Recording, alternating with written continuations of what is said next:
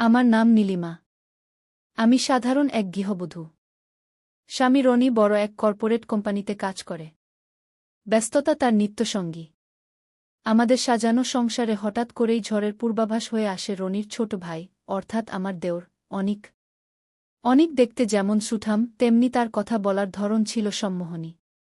রনি যখন কাজের প্রয়োজনে মাসের অর্ধেক সময় বাইরে থাকত, বিশাল বাড়িতে আমি আর অনিক হয়ে পড়তাম নিঃসঙ্গ। অনিকের উপস্থিতি বাড়িতে অন্যরকম এক উত্তেজনা নিয়ে এল। সে মাঝে মাঝেই এমনভাবে আমার দিকে তাকাত, যা কোনো ভাবির প্রতি দেওরের স্বাভাবিক দৃষ্টি নয়। প্রথম প্রথম আমি এড়িয়ে যেতাম, কিন্তু আমার ভেতরেও এক অদ্ভুত শূন্যতা কাজ করত। রনির অনুপস্থিতি আমাকে মানসিকভাবে দুর্বল করে দিয়েছিল। একদিন দুপুরবেলা। বাইরে প্রচণ্ড বৃষ্টি হচ্ছে। রনি 3 দিনের ট্যুরে ঢাকার বাইরে। অনেক ঘরে বসে গান শুনছিল।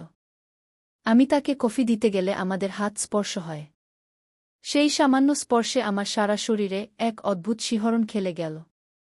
অনিকের চোখের দৃষ্টি সেদিন ছিল প্রখর আর তৃষ্ণার্থ। সে আমার হাতটা ছাড়ল না, বরং আরও শক্ত করে ধরল।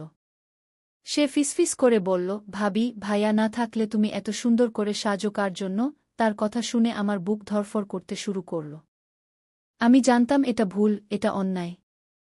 কিন্তু সেই মুহূর্তে আমার যুক্তিবুদ্ধি যেন লোপ পেয়েছিল। অনিকের সুঠাম দেহ আর তার শরীরের উষ্ণতা আমাকে গ্রাস করে নিচ্ছিল। আমাদের মধ্যে এমন এক ঘনিষ্ঠতা তৈরি হল, যা সামাজিক বা নৈতিক কোনো বাঁধনেই বাধা যাচ্ছিল না। আমরা একে অপরের কামনার কাছে পরাজিত হলাম। রাতের পর রাত আমরা এক নিষিদ্ধ খেলায় মেতে উঠলাম, যেখানে লজ্জা বা ভয় ছিল না, ছিল কেবল আদিম এক উন্মাদনা। এই নিষিদ্ধ সম্পর্ক চলতে লাগল মাসের পর মাস। কিন্তু পাপের আনন্দ দীর্ঘস্থায়ী হয় না। যখনই আমি আয়নার সামনে দাঁড়াতাম, নিজের চোখের দিকে তাকাতে পারতাম না। রনি যখন ফিরে আসত এবং আমার কপালে ভালোবাসার চিহ্ন খেত, তখন আমার মনে হতো আমি এক বিষ্ঠর সাপকে বুকের ভেতর পুষছি। অনিকের সাথে সেই মুহূর্তগুলো যখন আমার মনে পড়ত, তখন একাধারে শিহরণ আর অন্যধারে প্রচণ্ড ঘৃণা জন্মাত নিজের প্রতি।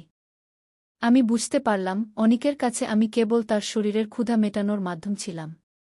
কারণ সে গোপনে অন্য এক মেয়ের সাথে বিয়ের কথা পাকা করছিল। যেদিন আমি তা জানতে পারলাম, আমার আকাশ ভেঙে পড়ল। আমি বুঝতে পারলাম, যে মোহের জন্য আমি আমার সতীত্ব এবং সংসার বাজি ধরেছিলাম, তা ছিল কেবলই এক মরীচিকা। সবকিছু প্রকাশ পেল একদিন অনাকাঙ্ক্ষিতভাবে।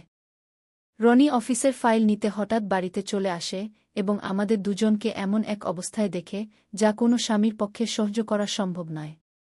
সেদিন কোনো চিৎকার হল না, কোনো রক্তপাত হল না। শুধু একটি বিশ্বাস ভেঙে চুরমার হয়ে যাওয়ার শব্দ হল।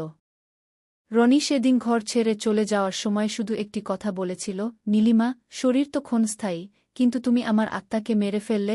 অনিকও সেই ঘটনার পর বাড়ি ছেড়ে পালিয়ে যায়। সে তার দোষ স্বীকার করার সাহসটুকুও পায়নি। আমি একা পড়ে রইলাম সেই বিশাল বাড়িতে, যেখানে এখন কেবল ধিক্কার আর হাহাকার।